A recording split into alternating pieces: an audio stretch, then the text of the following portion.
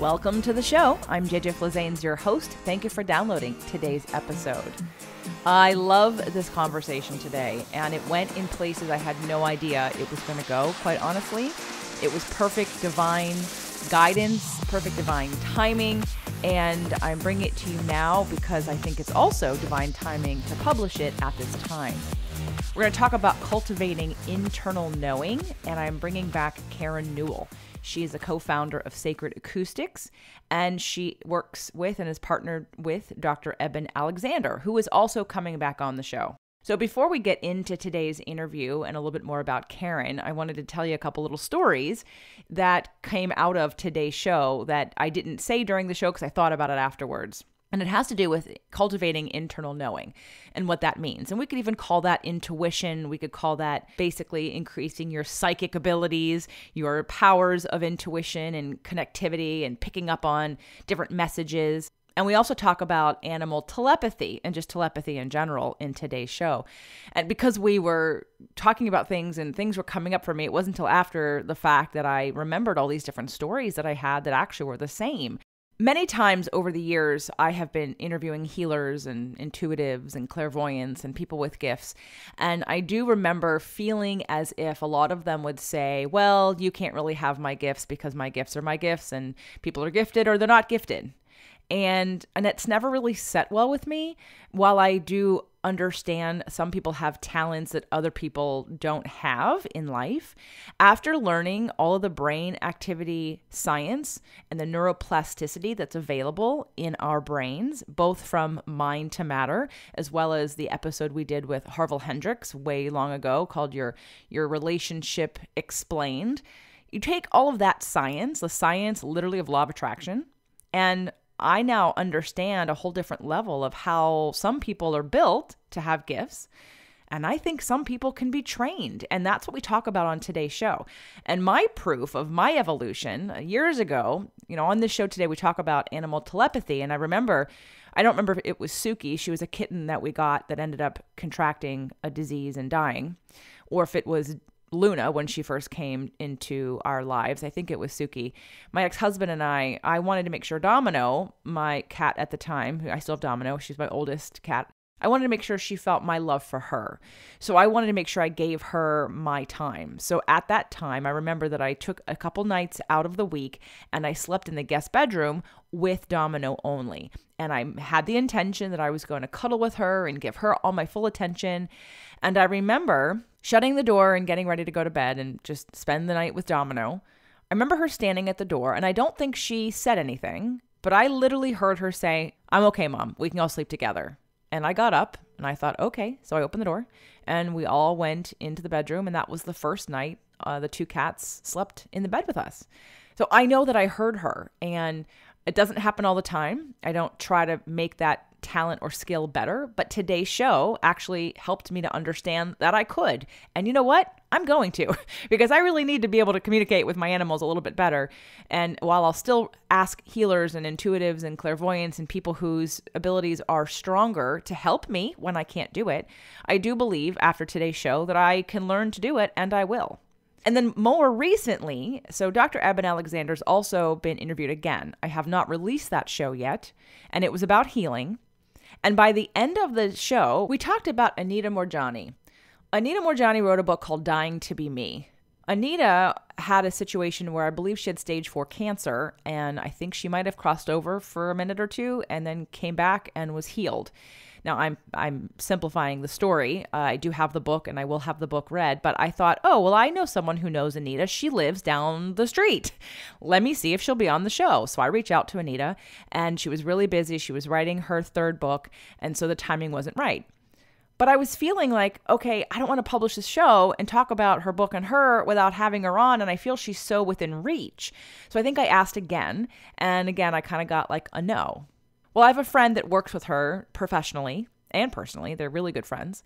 And over the weekend, we went to a fireworks event in Manhattan Beach, my very favorite fireworks event. And for those of you that follow me on Instagram, you'll see the pictures and the videos. And in fact, there's a picture there. And when my friend responded to me and said she was going to bring 2 other people on the Evite, I knew immediately. I had the picture in my head that she was bringing Anita and her husband. So later when she reached out to me and she let me know, hey, I'm bringing Anita, I said, I know. Like, I was super clear.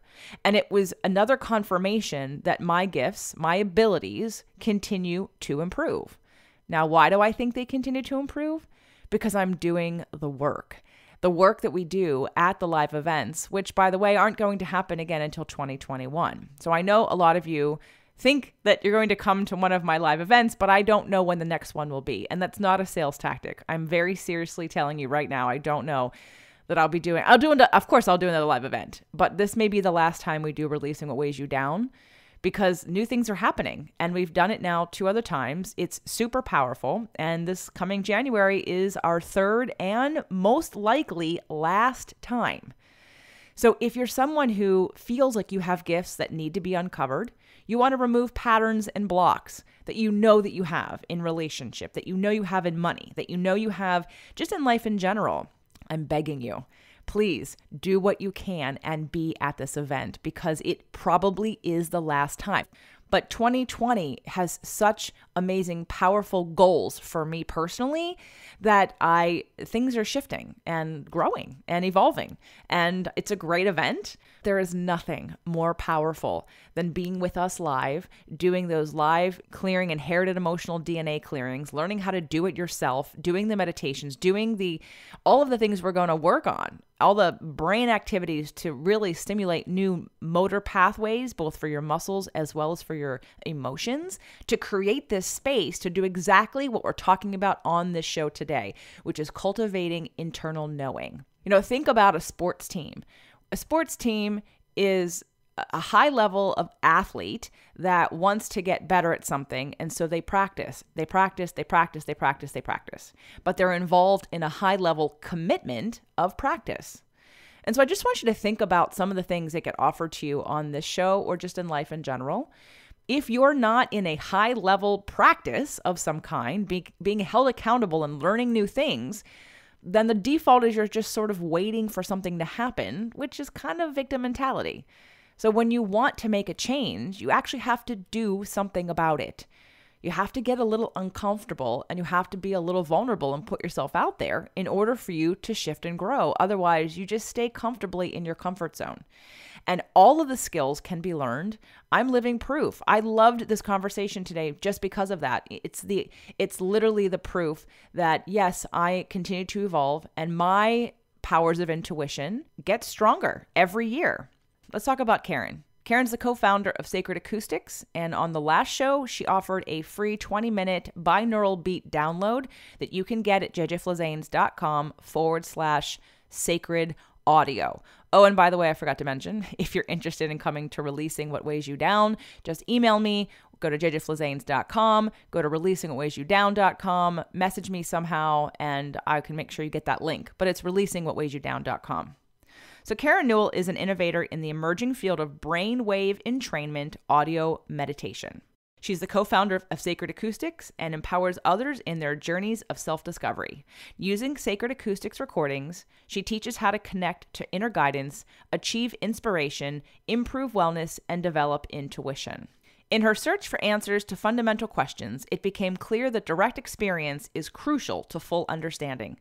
To bolster her strong sense of inner knowing and alignment with her higher nature, she enrolled in a series of hands-on experiential courses to investigate and develop such skills such as lucid dreaming, astral travel, telepathy, remote viewing, self-hypnosis, and different forms of energy healing. At international workshops presented with best-selling author Dr. Eben Alexander, Karen demonstrates key practices of consciousness exploration, heart awareness, intention, maintaining neutrality, emotional management, and cultivating internal knowing. She is the co-author with Dr. Alexander of their latest book, Living in a Mindful Universe, A Neurosurgeon's Journey into the Heart of Consciousness. Find out more about Karen and any of the links that I've mentioned in the show notes below. Welcome back to the show, Karen. Thank you, JJ. Thanks for having me back. I've heard from my community, those who have downloaded the Sacred Acoustics audio that we offered, to them, which was jjflizanes.com/sacred audio, that they've used it and they love it. And so I wanted to dive a little deeper into some of the work that got you into doing this and what some of the results are. And when we last talked, we had such a fun conversation, and I wanted to bring it even more focused into a line that I had read in your bio. I'm just going to read it now so everyone knows where I'm going with this, which was heart awareness. And we did talk about heart math a little bit last time. Intention, maintaining neutrality, emotional management, and cultivating internal knowing. So what's really front and center for me right now is in using intuition in business, using intuition in life, being able to trust that inner knowing. So what sticks out is that emotional management and cultivating internal knowing. Let's talk about how what your path and journey has been to develop the tools and practices that you have to create this and then teach it. Well, I'll start with the inner knowing. That was something when I was very young. And many children, I think, have this ability to really know inside when someone's telling you the truth or not. There's this certain feeling that would come over me when I thought I wasn't being given a proper truthful statement. And this mostly happened in school and church. So it wasn't, it was big things people would tell me, and I would feel inside that they weren't true. And so I had a lot of trouble buying into, for example, the Methodist teachings that I was being taught. And many of us, as we get older, just kind of give up and agree with what the adults say, but I didn't. And I kind of came to call this my truth meter. And part of it was the cognitive patterns that I would notice with my intellectual mind, but another part was just this feeling inside. And of course, as I grew older, I came to know this as what you just said, as intuition. And I wasn't always able to trust that intuition, even though I said I maintained that sort of truth meter ability. It was not easy to always agree with that intuitive knowing inside. And I'll give an example of that. I was actually involved in a relationship, and I kept having dreams that this person was with other women. And I dismissed the dreams. I thought, oh, I'm just making all of this up. And then later I learned, yes, he had in fact been with a lot of other women. And yet I ignored that inner feeling. And so even though I say I maintained it since I was a child, I'm like everyone else, still trying to, those most important personal issues are sometimes the ones that we just can't recognize and follow our intuition. And I think it's because it's so related to our emotions and our subjective kind of opinions about things. And we get very wrapped up into emotional engagement in certain topics and people, and we don't want to let go. It's very challenging to truly accept that intuition while we're questioning our own reactions to it all. So that's kind of the basis of where it all, of the topic. But how I learned to tackle all of that was, first I had to learn to trust my intuition. And one of the ways I did that was I started taking courses in animal communication, in remote viewing, anything that kind of taught telepathic sort of skills, how to get information from your mind, from your body, whatever it is.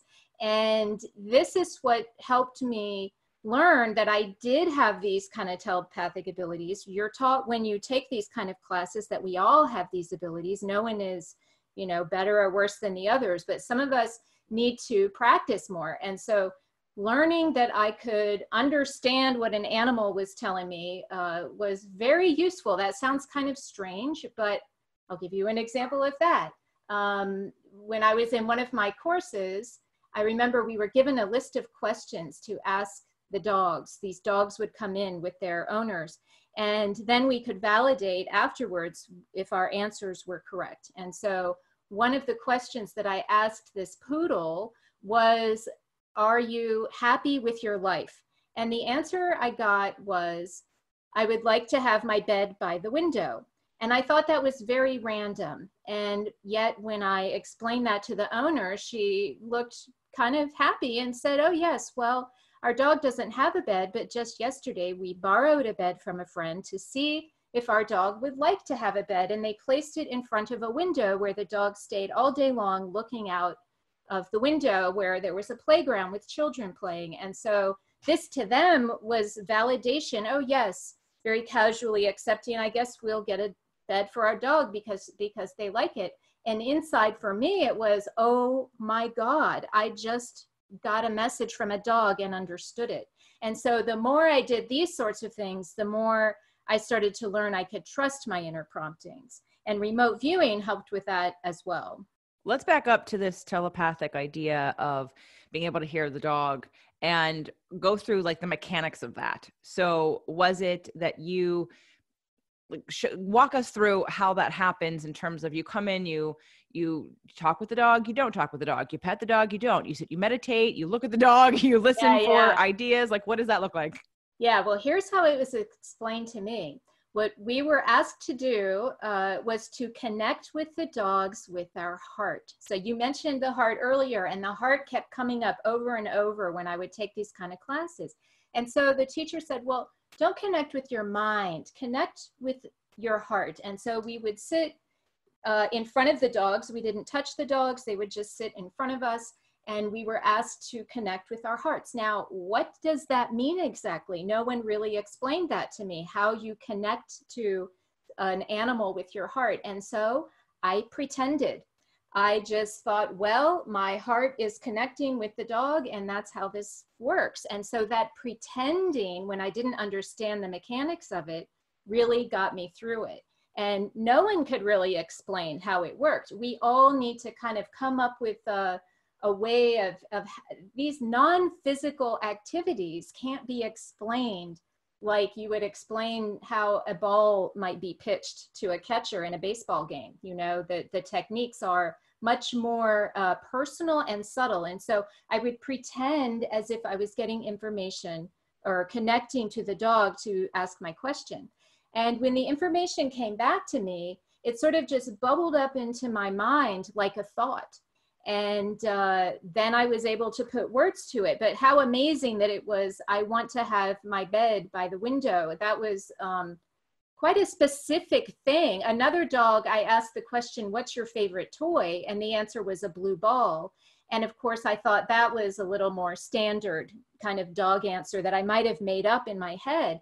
But when I asked the owner about that one, she said, well, our dog doesn't have a favorite toy, but just yesterday he found a blue ball on a walk and he hasn't let go of it since. And so again, that was further validation. But this idea of pretending I'm connecting, this pretending is very powerful because this is how we engage our non-physical energy part of ourselves, by creating that sort of mental intention and acting as if we're going through those motions. And so that was how it worked. And the information came to me, I stated it out loud, and then it was validated. So from all that I've been learning and researching, when you're talking about you're connecting, we teach cord cutting in the workshops that we do with releasing what weighs you down, one of the aspects of one of the energetic healing techniques. And so also thinking about energy fields, like when you said connect with the dog's heart, or make a heart connection. I guess for me, the idea of, and I know the word pretending, because it's going to be different for everyone, how you actually use your energy field more specifically to, again, achieve that. I'm thinking of like auras connecting and inviting somebody in energetically from like an energy field. So I'm sure you've seen The Secret, correct? The movie. I know of it. Yes. Well, what I loved about what they did with vibration is they made it physical. Like you could see like a wave of energy in when you had a thought, and how it was like it penetrated the earth, so to speak, and everything around you. I thought that giving it form was super powerful. And so for me, when I think of an energy field that I have around me, everybody's energy field, a dog's energy field, I think of those things sort of coming together in that bubble, if you will. So it's just fascinating, because as you're talking about pretending and what that might look like or feel like to you, this is what was coming to me. Now I want to know, when you got that information, did it come across as a picture in your mind, or were they words? In my case, it comes across as words, as a thought concept, not an image. It may be that, dogs don't have words, don't have a linguistic center. So it may be that they were just sending me their feeling experience of it, and my mind interpreted it into words, not from an image, but from a thought. But when you mention this energy field, something that I learned after I took all of these animal communication courses was about the electromagnetic field that emanates from the heart.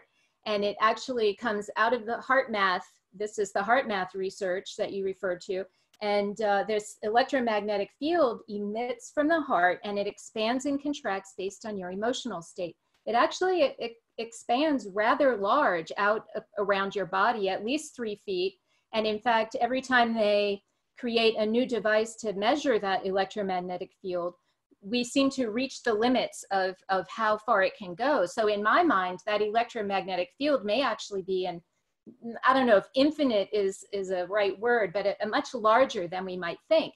Now, I have to say that it's always pointed out to me I know it's very useful to have that model, physical model, and that's been very useful to me, this electromagnetic field idea, like you were talking about with the thought waves. But one thing that is important to remember is that this intuitive connection can happen with people from all the way around the world. It is not limited by distance. And so I don't want the listeners to get confused and think that we're imagining that something might physically emanate from my body to someone completely all the way around the world. But it is very useful to think of that when you're sitting across from a person, or when you're sitting across from a dog. And in fact, they have discovered that the electromagnetic field of one person does actually affect the people around you.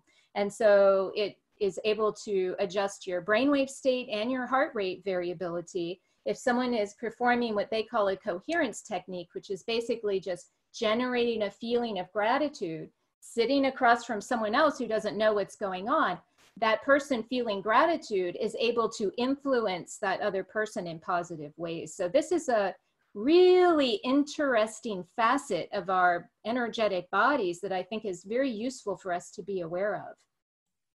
It's absolutely what I have used and teach with law of attraction practices in relationship, about influencing, getting yourself into a space where, again, you're in a state of appreciation or love or joy or freedom, and allowing that to influence someone else's either behavior, response, or even just how you show up or how you co-create with them in that moment. Again, choosing a frequency that you both can be at, and attracting or pulling out of somebody the best of them, or the frequency that you are on, because you're in a better, more powerful, better feeling place. So exactly. And that resonance almost not forces, but causes the other person to then resonate back to you. That's what you're describing. Yes.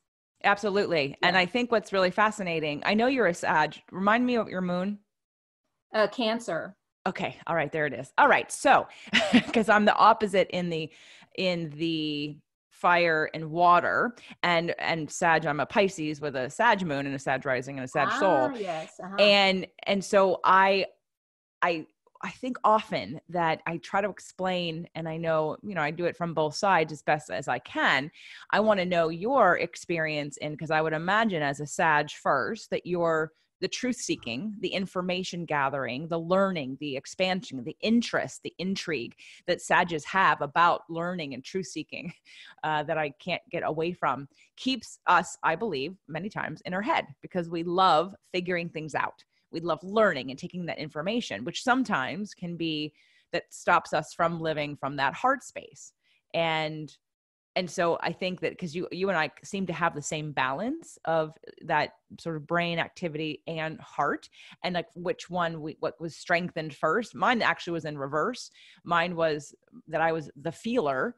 And then, because I didn't actually think I was smart, and until I learned science of the body in when I started personal training, and I recognized that I actually could do science. Science was never interesting to me because it wasn't mechanical. I couldn't see it.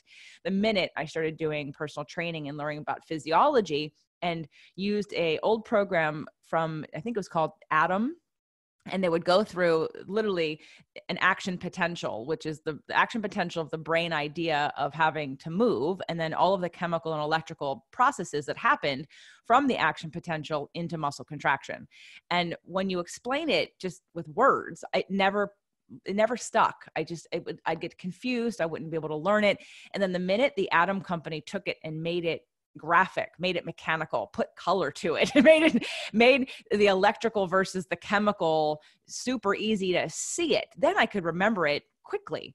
And so I'm curious as to what in your experience has been, it sounds like it was for you maybe logical first and then heart. Am I incorrect in that, or is that on? You're absolutely correct. I was reading at age 4. Both my parents were very big readers, and we were constantly reading, constantly learning. And I took that all the way through my entire school year. Learning was very easy for me, memorizing, reading, all of that, exactly the opposite of you. And yet I had this detriment in feeling. And so what I mean by that is I grew up understanding, and I think many of us do, that it's not appropriate to lose control or, be over emotional out in public, out in the world. And so we were taught to, don't cry and keep it to yourself. And so in the process of doing this, I would have hurt feelings that I had to just put away. I had to put them inside. And so I was actively taught not to feel. And I learned that when I was at school and had an opinion that I wanted to share with the teacher, that it wasn't appropriate to interrupt and to really just keep my mouth shut. And so that's what I did. I kind of suppressed my feelings about certain things just to get along in the world. And I grew up with brothers, and boys and girls are raised differently. And I learned this through personal experience when I began to interact with girls out in the world. They communicate with each other very differently than boys. And I was much more conditioned to be with boys, where feelings aren't quite as important in that interpersonal interaction. And people can kind of get over things very quickly.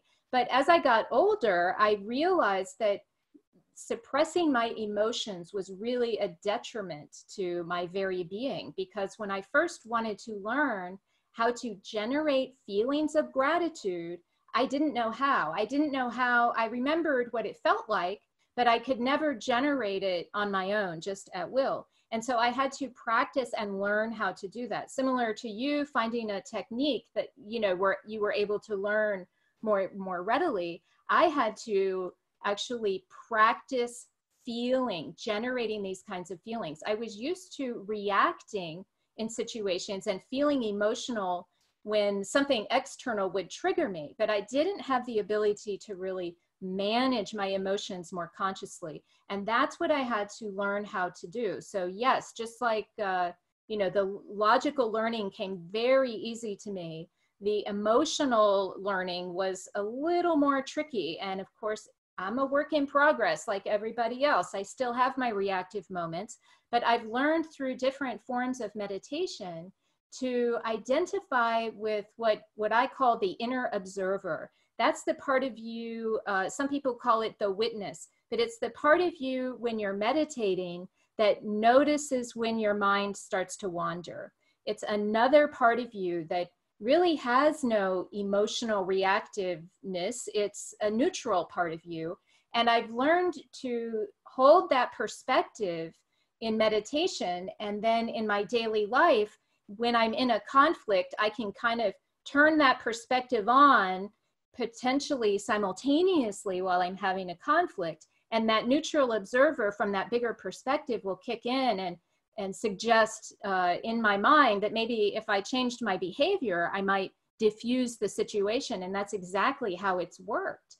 So it's very useful to learn not only to feel, but also to maintain that neutrality. And that's what I mean by emotional management.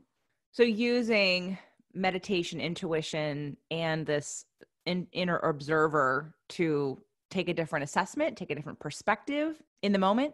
Yes, exactly. So for example, if I'm in a conflict with my daughter, and all I'm thinking about in that moment is I need to tell her, the way things work. You know how that is when you're a parent. But when the inner observer kicks in, you can get this other perspective of, oh, if this is what she needs to hear in order to turn her around, and if I can only say that, then the conversation will turn. And that's exactly what happens. It's a much different way of managing a conflict than I maybe had done, 10, 20 years ago. The definition of emotional management has been, it sounds like a very easy term to understand, but the application of it changes depending on what perspective you have and how you're using it.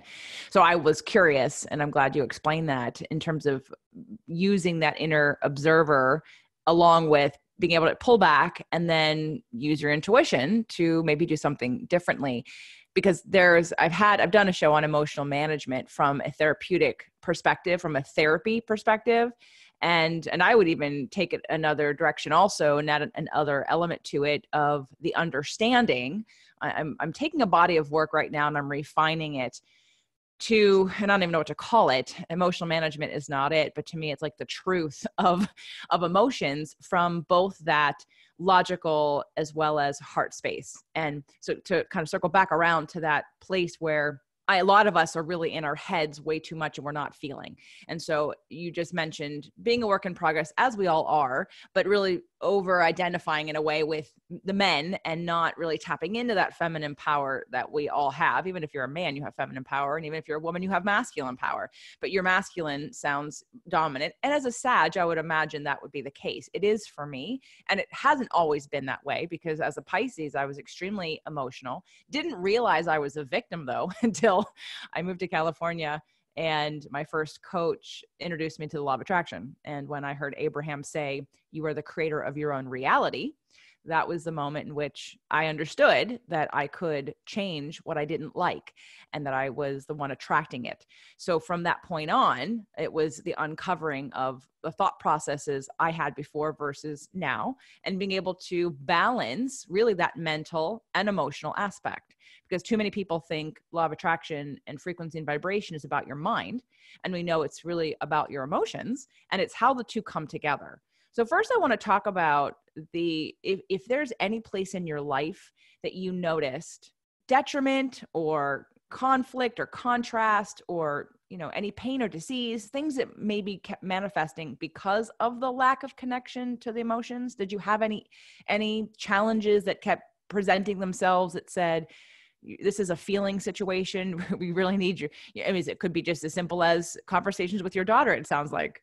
Well, I do have a very poignant example, actually. When I was 7 years old, my parents decided to get divorced. My father had been in Vietnam for 2 terms, 2 years, and they just, weren't getting along, and it was a amicable divorce. They did it in a very friendly way. There was no fighting, but it became clear that with all the time apart, they weren't going to stay together. And so they asked me and my 2 brothers, we were all close in age, but I was 7. They asked who would we wish to live with, which I thought was a big question to ask a 7-year-old, to choose a parent. But for me, it was very simple, because my father had not been there. I said, well, of course I'm going to choose my mother. I don't feel like I know my father. And I decided in that moment, I don't need my father. And in reality, I learned much, much later that what I really felt was abandoned by him. And my defense mechanism was to declare that I didn't need him. And so we all know that at age 7, when you're forming relationships with your parents, it can have a big influence on how you deal in relationships later in life. And I was no exception. And so what happened was, when I engaged in romantic relationships with men, and they didn't quite meet up to my expectations, I decided it didn't matter, that I could still be with them, but that I didn't need to be loved by them, that I would be just fine on my own. I was very independent. That's another Sagittarian quality, but it was also very much reinforced by the way I was raised. And so in relationship, I was so independent that inside, I didn't think I needed to be loved by anyone, but that I could still have relationships. And of course, I had 2 failed marriages, and they both related to selecting people that, as you said, met my internal expectation of not being really loved properly and really kind of being emotionally abandoned. And so once I figured that out and got out of that last relationship, it's impossible for something like that to ever happen again, because I've changed my inner way of being. And so as you say, when you change yourself, it changes everything around you. And really, it's not even possible, I don't believe, for me to be involved in a relationship now where I would allow that to happen. And so these are big, they can be small, but they can also, one little decision at age 7, well-meaning and important in that moment, so that I didn't feel sad and abandoned as a child, yet it set me up for not really knowing how to manage myself in that kind of relationship. And coupled with that was this idea of being raised with boys. And so I thought of men always as my brother, and so it was very interesting how I navigated those types of relationships. I would say over the first 45 years of my life, had a little bit of a detriment because of that fateful decision. And so do you feel like that was the groundwork, so to speak, to have you be interested in the work that you're doing now? I know most of us teach what we need to learn, and we work on things hopefully to heal that which we have been wounded by. And not always, sometimes we just repeat patterns when we're unconscious about whatever our wounds are. But what led you into even focusing on the work that you're doing now? Like what was the pull or the push? Well, very interesting. That absolutely was not the drive to get me interested in this sort of thing, but it definitely was what I uncovered along the way. And so my initial drive for all of this was really just wanting to understand how the world worked. I wanted to understand intellectually. And so I had been reading and reading and reading my whole life. I wanted to move beyond the typical sort of Western Christian teachings, and I read a lot of other sort of esoteric writings, things like Kabbalah, Theosophy, Anthroposophy, some Eastern teachings, but I was more drawn to the Western esoterica because I have a Western mind, and they all seem to kind of converge together in the end. But eventually, with all of this seeking of knowledge, as you aptly described Sagittarians, that fits me to a T. I wanted the truth of the universe, and it wasn't available in books or writings. People always seem to contradict themselves, or contradict each other when I would read the different options. And I couldn't pick one of these belief systems as being true above all others. But what I realized was this kind of knowledge from books isn't enough to really understand how the world works. Personal direct experience is key. And so I wanted to generate experience. I wanted to learn how to be telepathic. I wanted to learn how to have an out-of-body experience. I wanted to learn how to communicate with spirit guides and all of those kinds of things that I was reading about. And so I set upon a pathway of cultivating and generating personal experience for the purpose of understanding how the world works. And that grander sort of motivation was fabulous. But in the end, what I was really doing was pushing myself to grow personally and to tackle those emotional issues that I was very used to just leaving to the side. I thought, oh, I can handle my emotions. I'm just fine. And I could stay balanced. And yet, when I first started meditating, when I first started learning techniques of going within and quieting the mind, one of the first things I encountered were these deep feelings of loneliness and despair that I didn't even realize I had. And once I started uncovering those, triggering them, releasing them, transforming them into something else, that's when I started to understand how the world works. And so I wasn't going to find it in a book or someone explaining it neatly to me. I needed to experience it firsthand. And many people will have these spiritual experiences that kind of come unbidden, or some people grow up naturally being telepathic and able to communicate with souls of departed loved ones like mediums do.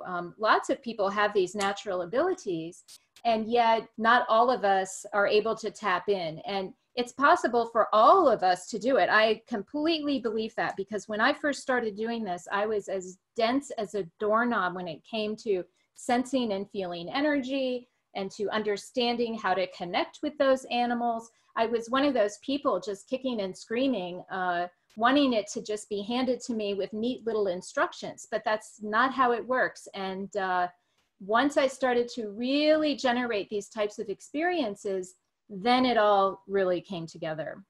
I'm glad that you said that, because what I have found over the years is when I come at intuition and clairvoyance and telepathic abilities, let's say, when you ask someone with gifts how someone else can learn how to have gifts, some of them don't think anyone else can have them.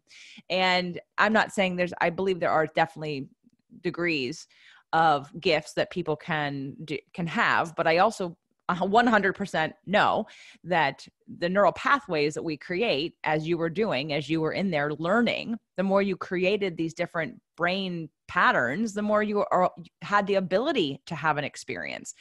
And so that's science that I know you know very well, and science that I've been learning. So I look at it as building muscle. If you've never been in a gym and you've never exercised ever, then everything's going to be pretty hard at first. Your body doesn't know what to do with it. When I use exercise on people and we start, let's say, it's always with women, it's very interesting over the years, doing like a chest press, let's say.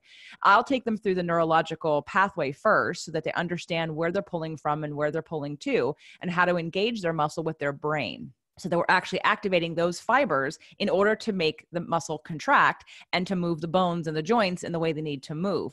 It's not a tracing a line outside of themselves. It's going deeper to actually activate the movement from within.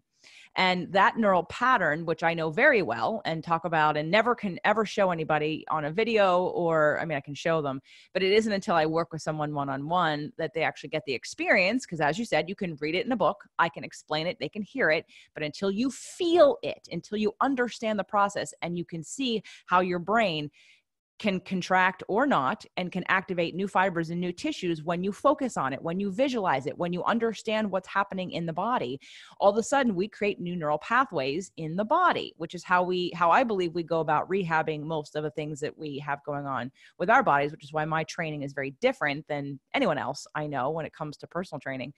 But taking that same concept, because I recently taught it at my manifestation boot camp, I thought, I'm just in the beginning stages, because as I think I said to both you and Dr. Alexander before, I'm that intuitive knower. I am that emotional intuitive knower that I personally don't need the science to know it's true. However, it is fun to learn the science, to be able to teach it, and to be able to take someone from disbelief to belief, to be able to know without a shadow of a doubt, because I understand the sciences of these spiritual or emotional principles that other people poo-poo because they don't think it's valid. And when you can scientifically show its value and its proof, all of a sudden now we've switched gears, and this energy healing woo-woo stuff is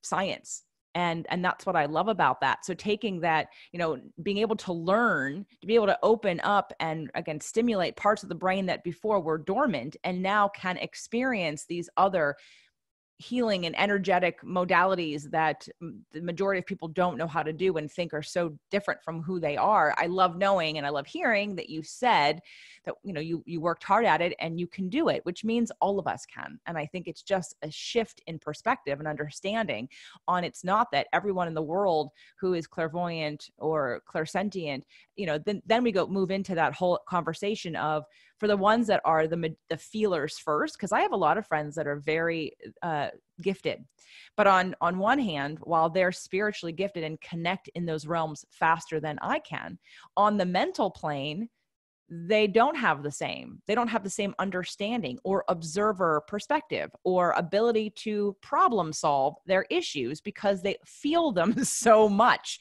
and they drown in their feelings so much that I would love some of them to use their mental capacity to pull back in observer mode and do a little problem solving so they stop drowning in their feelings. So that's why this conversation is really morphed into something beautiful, because I think you and I represent this very beautifully, the dichotomy and the balance of how much brain activity, how much mental activity versus how much emotional and physiological activity are we using on a day-to-day basis to have emotional management, to use our intuition, to have knowing and a deep knowing. Because too often, especially on a show like mine and in a podcast situation, people are listening, they're driving, they're using their brain and their bodies to take in this information and assess how they feel about it, if it resonates, if they think it's true, what they will do about it. And so thank you for sharing. I know we shared that in the last conversation that we had as well, but I think it's even more important to me in this moment because I'm moving into wanting to help connect people who are on a journey, not only of health, but of wealth, and connect all of it together. I think too often we make choices that focus on in one direction, and then we let the other things go by the wayside. We don't give everything that's important in our life balance and appropriate time dedication, if you will. So I want everyone to hear that if you would like to increase your intuition, you can do it. And you can do all of these things. If you're someone who wants to communicate with animals, you can. Maybe you're so far from it, but Karen is giving you the proof that it is possible. And I know that the work that you're doing also can help bridge that gap to help people get there. So why don't we talk about Sacred Acoustics? Right. The sound was another key for me, along with what I say is heart awareness. But sound was absolutely critical at helping me to get behind the idea that I actually could meditate. That word meditate for me was a very challenging word, because when I thought of meditation, I would think of, Tibetan monks sitting in caves who were dedicated to this 24/7. And I just couldn't imagine putting that kind of effort in, because I had a job and a child to raise and all of this. And so meditation was scary to me. And when I would, in my community, sort of seek out ways to learn how to do it, it usually involved, a Buddhist community or something like that, which really intimidated me, because I didn't want to have to adopt some large belief system just to, learn this ability. And so I would do it on my own, and I would just follow the general meditation advice to close your eyes and focus on your breath. And then when you notice your mind is wandering, return your attention to the breath. And so I would do this, and I would set the alarm for 10 minutes, and I would think an hour had gone by, and I'd squeeze open my eye and maybe only 2 minutes had passed. And it was really challenging to sit still. But when I started adding certain sounds to that routine, it became much, much easier. And these are specific sounds. At first, it was things like crystal bowls and brass bowls, or tuning forks or gongs, sounds like that kind of just have this one sort of resonant tone that makes kind of like a wah, wah, wah sound. And those can be very kind of luring to get into a relaxed state. And specifically, binaural beats are designed to create that wah, wah sound. And they're designed to affect the brainwave state. So a binaural beat is when you put one frequency in one ear and a slightly different frequency in the other ear. And it's the difference between the two that equals the brainwave state that we're trying to achieve. So for example, we often include a 4 hertz signal in these binaural beats because that's that border between awake and asleep, where the body can become profoundly relaxed, but the mind is still aware. And when I first started listening to these, I would just fall asleep, because I was, responding to that borderline between awake and asleep. And it took some practice to maintain my awareness. A very interesting clue is when you're laying there and you think you're aware and you're not doing it right or something, and then you hear yourself gently snoring. If you hear yourself snoring, it means your body is profoundly relaxed and your mind is aware and alert. And I thought it would be that feeling. I thought would be a little more profound, a little more obvious, a little more different than my physical way of being. But it's not that different. It's very subtle. And so it takes practice to recognize these subtle states. And yet, when you're in a subtly different state, it can make all the difference on how you view the world and how you choose to interact with it. And so these types of sounds were very useful for me. I eventually met this person, Kevin Causey, who ended up being my business partner in the company Sacred Acoustics. He's the primary audio engineer, but we worked together to create these sounds. We started out creating them just for our own personal use, but eventually made them available to others. And that's when Dr. Alexander, who you mentioned, invited me to help teach people how to use these tones to engender these kinds of transcendental states. And some people have the motivation to use these kinds of sounds for things like out-of-body experience and remote viewing. But many people listen to them just to get a good night's sleep, to relieve anxiety. We did a pilot study in Manhattan, and after 2 weeks of listening, people reduced their anxiety by 26%. So that's pretty remarkable. And so you don't have to have some spiritual goal to find these kinds of tones useful. Other people listen to them to help them focus or study. But my favorite thing to do with them is related to aspects of personal growth. When we can really get behind our limiting beliefs, our reactive emotions, and really start to gain that grander perspective, it helps live our lives on all levels. So we had set up a link. It's jjflizanes.com/sacred audio to get a free audio to try. Can you tell everyone who's listening who didn't do it the first time what they can experience when they sign up to get that free audio? Okay, when you put in your email, we'll send you a link to a 20-minute recording that contains what we call our frequencies. And so we invite you to use headphones. Do not listen when you drive. If you're driving now, we do not recommend that.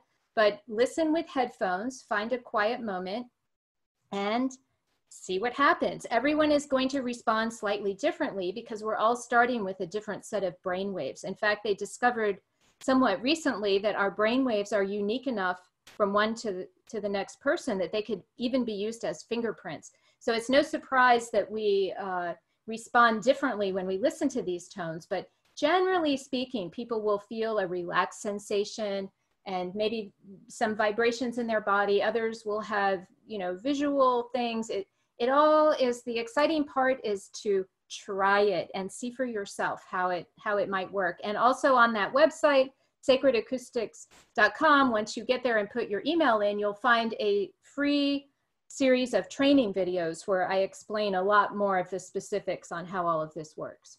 And what is a time frame that people should dedicate to trying it to really get the best benefit?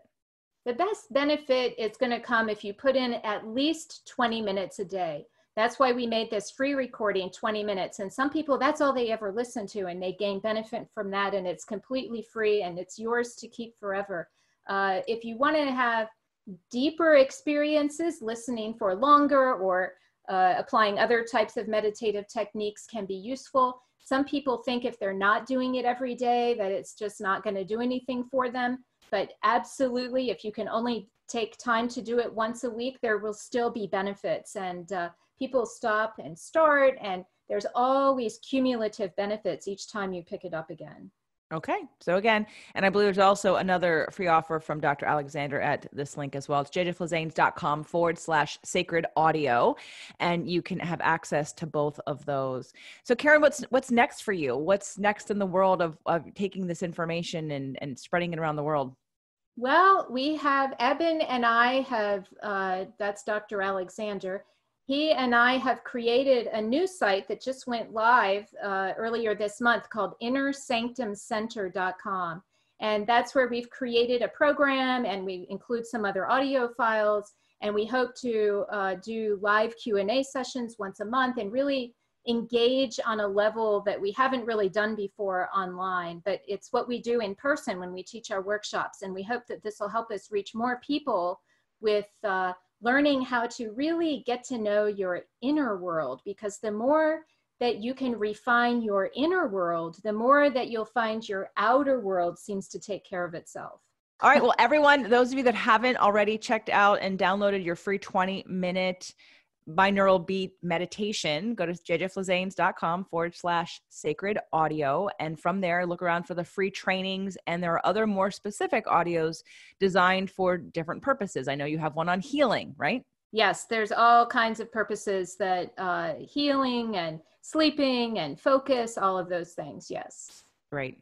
Karen, this has been a delightful conversation, and I really appreciate you taking the time out to be on the show again. And I know everyone's going to go over and get at least their 20-minute and explore that further, especially those of you that resonate with Karen's story and with everybody's story. But if you're that person who's just in your head more than you want to be, we need to open up some of those parts of your brain so we can experience, again, that the penetration of emotion that so powerfully attracts everything that we want to us. So I really appreciate the work that you're doing.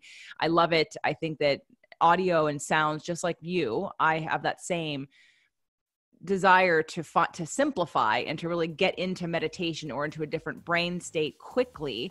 And I also love your audios and love binaural beats, because I think that does really help most of us who are thinkers get there really quickly. So thank you again for being on the show today. Well, thank you for inviting me. It's been a real pleasure to have this conversation.